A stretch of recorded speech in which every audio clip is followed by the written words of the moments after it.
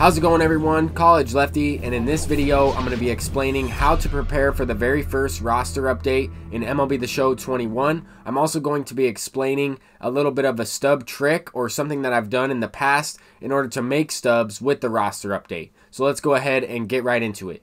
As you can see, we have a roster update coming up on April 30th. We're a couple days away from that, and this is what it will kind of look like in MLB The Show 21. Now, this is last year's game, but this gives you a good idea. Some players got upgraded in certain areas in terms of their attributes. Some players got downgraded in overalls. Some players got upgraded in specific attributes, and their overall did not change. So this is kind of a good screenshot to take a look at some of these. And I'm also going to provide, a few players that I have in mind that are almost sure bets to get upgraded right now during this first roster update and in future roster updates. I want to mention a couple players as well. I think the very first one that is on this list is Ronald Acuna. I think that he could be, the player of the month for April in terms of the entire MLB. I'm not exactly sure, all of the stats for all the players currently. I also work, a couple full-time jobs. I'm very busy, so I don't have a chance to follow up with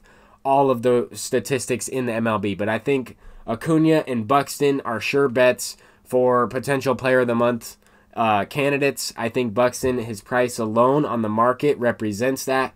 People think that he's also going to get upgraded. And if you notice, that's somewhat of a trend here in this video. You'll notice that the prices of these cards that I think are going to get upgraded, other people also think are going to get upgraded. Now, Vladimir Guerrero Jr. definitely has some additional hype to him now that he hit 3 home runs in one game recently. So with that being said, his price is way overpriced. He's way overvalued.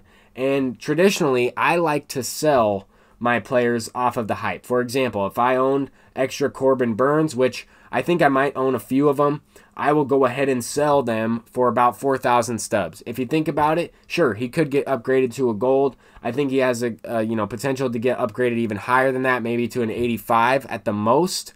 But even then, his price still would probably not go up much more than 4,000. I always try to take my guaranteed stubs and sell off of the hype. Shohei Ohtani is kind of a different story because in last year's game, he was a right fielder. In this year's game, he's a starting pitcher. He does have, the two-way potential because he's pitching this year, and I think that adds value to his card. I'm not exactly sure how they're going to upgrade him. He could get upgraded in the hitting categories, and that might not affect his pitcher overall in general that much. It's all about the algorithm as well. We have to take a look at the current players' attributes and determine if they get upgraded in certain categories. Like, for example, Zach Wheeler in hits and K per 9 because he's pitching well. He could get upgraded very easily to a gold. Joe Musgrove, he threw a no-hitter recently. We also have another player, Carlos Rodon. He could get upgraded. But these players also recently got the Topps Now cards. So you have to keep that in mind. Some of these players might not get upgraded as much as you think because they already have a better version within the game. Also, they take this as kind of a 3-year average, right? I think Tyler Glasnow could be another one that gets upgraded. Maybe he even adds an additional pitch. Sometimes they do that. Sometimes they, will track these things that happen in real life and try to add them to make the most realistic baseball game possible. And as you can see, he's already playing up with inside edge. This gives you kind of an idea of what they would need to get upgraded to that specific overall, right? I think another candidate that might not necessarily get upgraded this very first roster update, but could potentially get upgraded throughout the year would be Dustin May. This card would be a great option to invest in now because his price has not really fluctuated that much. Some of these cards that people think are going to get upgraded are way overly priced, and they actually might go down if they don't get upgraded the way certain people think. So anyway, I'm going to get into a little bit of the stub trick, the stub making method. If you search College Lefty stub trick, College Lefty stub glitch from MLB The Show 20, it should pop up. That video is still valid. It is an idea that I myself, and I'm sure other content creators, other people that are playing this game have used this type of thing. But basically, you try and invest in players before they get upgraded, and then after they get upgraded, you're able to buy them for a much lower price as people are selling their cards in large quantities. So if you notice, I was able to buy a bunch of Eloy Jimenez cards for 100 stubs, for 200 stubs, for 250. I was able to buy a bunch of these, and I explained this more in my other video as well. It also happened with Corey Seager. Right above Eloy Jimenez, there are Corey Seager buy orders for 3,700, 3,800. I was able to purchase these cards after they got upgraded because people were just selling them now, right? People that don't really know how to use the market are just selling them now. I talked about in the video that there could be potential for multiple people to be quick selling these cards and that they're going to the sell orders.